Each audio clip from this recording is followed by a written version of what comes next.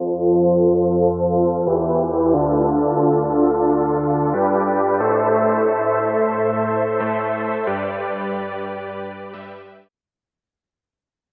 there, it's Stephanie Shea with Jan Spiller Astrology with your April 2025 astrological overview.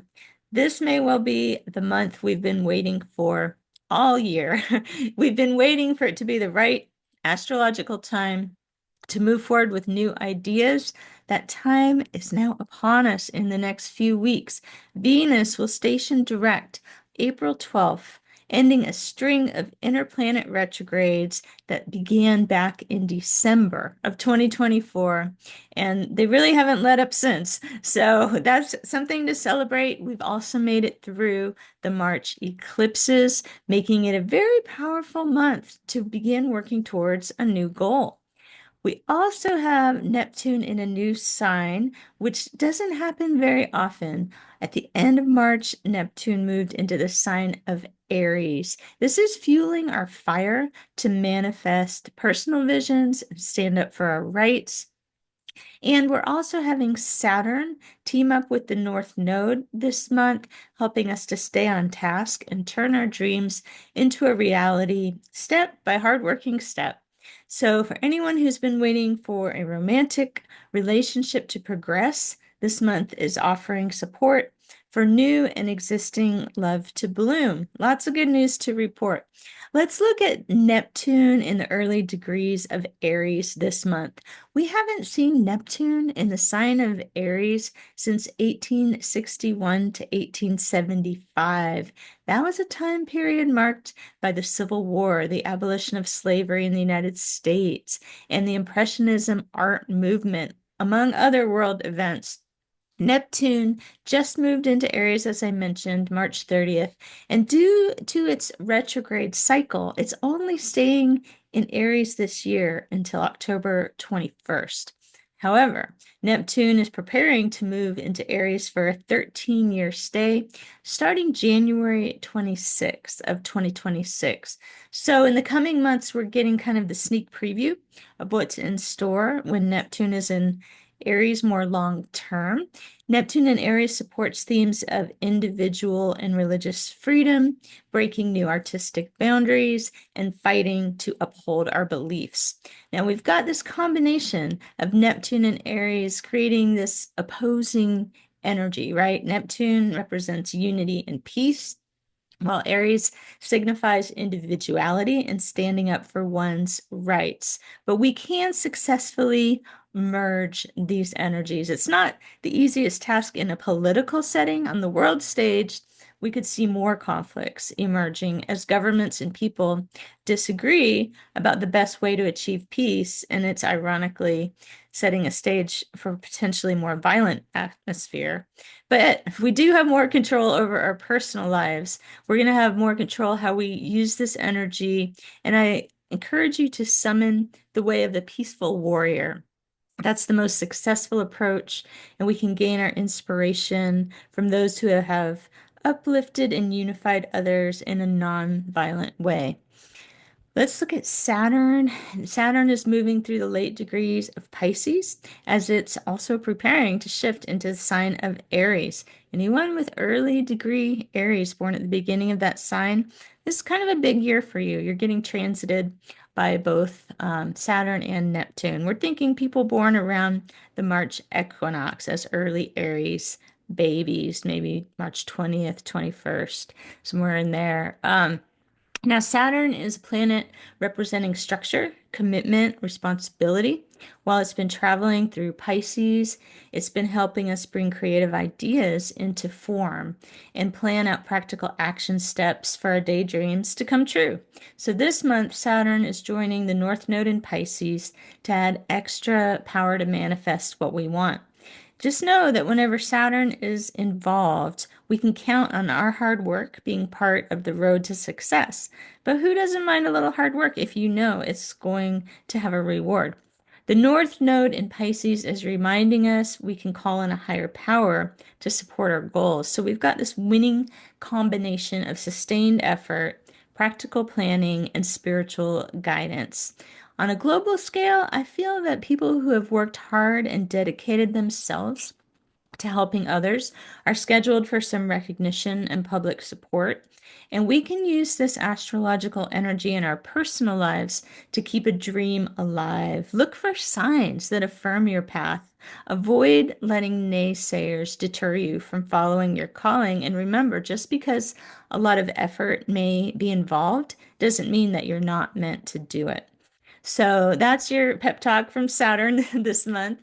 Mercury is now moving retrograde. It's been retrograde since March 15th, which has put an emphasis on resolving the past and finishing what we started. So there's been a lot of people, in addition to this Venus retrograde, feeling the Mercury retrograde, waiting to put new plans into action or finalize decisions. Anyone who's been trying to force things forward during this time has probably been met with some resistance in the past month.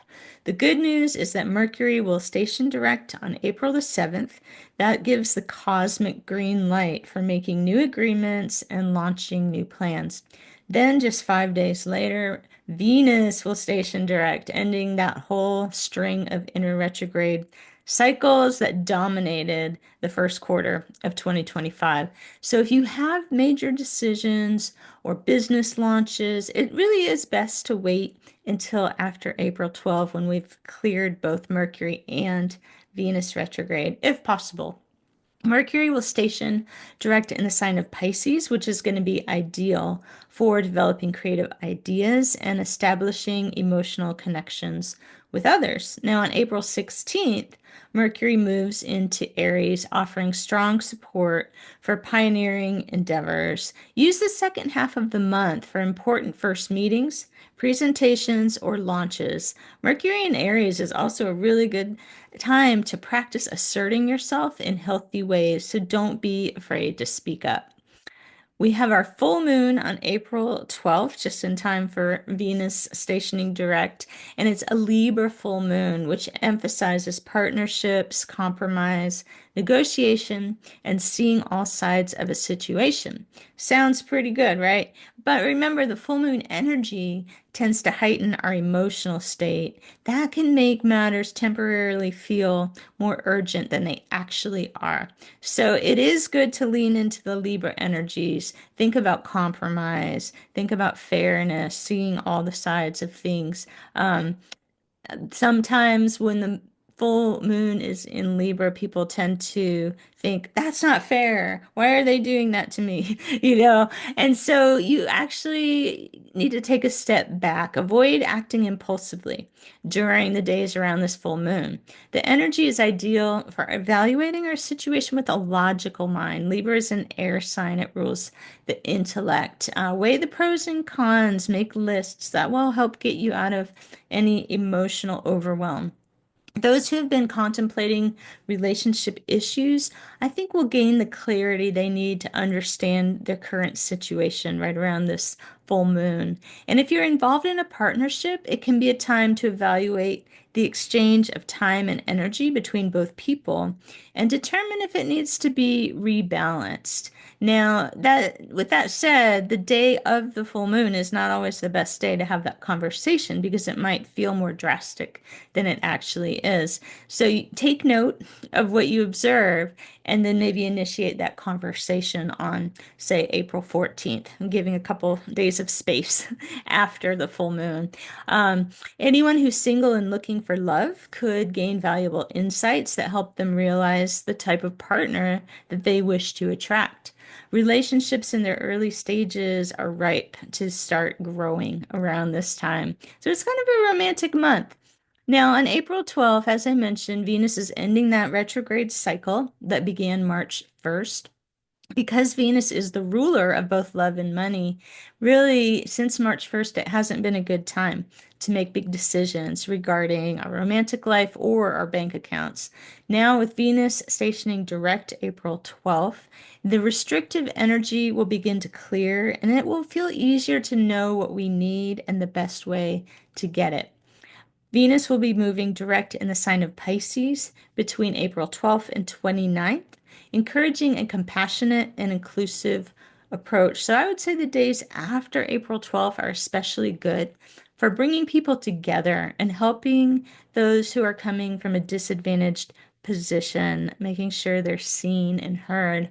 Once Venus is direct, we might be ready to follow our intuition and take action on our own behalf. We can use the second half of the month to demonstrate kindness to ourselves that will radiate out to others. It's really an incredible time to express ourselves creatively, use our gifts to build strong connections with loved ones.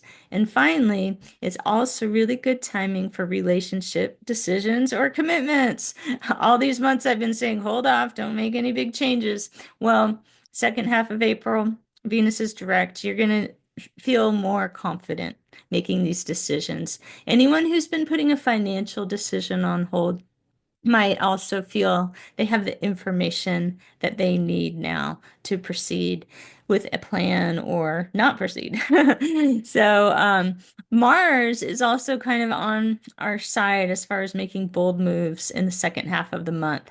The first half of the month, Mars is in the emotional sign of Cancer. That's actually kind of an uncomfortable position for this planet because Mars rules ambition and assertiveness. Cancer is more concerned with feelings and protecting themselves. So it is moving forward, so that's good. This could be helpful for taking action on our intuition, Mars and Cancer. If something feels off this month, definitely dig deeper, listen to those internal red lights that might be lighting up.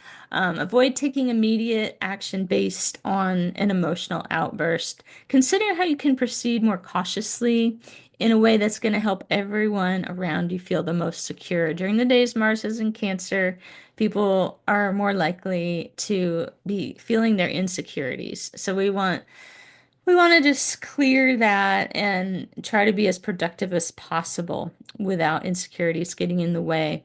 Now, April 17th is when Mars moves into Leo, and this is the part of the month where, as you know, that Venus and Mercury have gone direct, and Mars in Leo really encourages bold moves forward. If you've been waiting to gather the courage to take a chance on a new opportunity, this is some powerful astrology during the second half of the month. It's highlighting leadership skills. Don't wait for others to take the initiative. Speak up when there's something you think needs to be addressed, and don't be afraid to put your own ideas forward. This astrology is great for creative projects, performances, presentations, and romance. You can see there's a lot going on this month with that topic. The days of Mars and Leo are particularly well suited for new love to bloom. So let's look at this new moon. It's on April 27th. It's in the sign of Taurus. I highly recommend Jan Spiller's book, New Moon Astrology.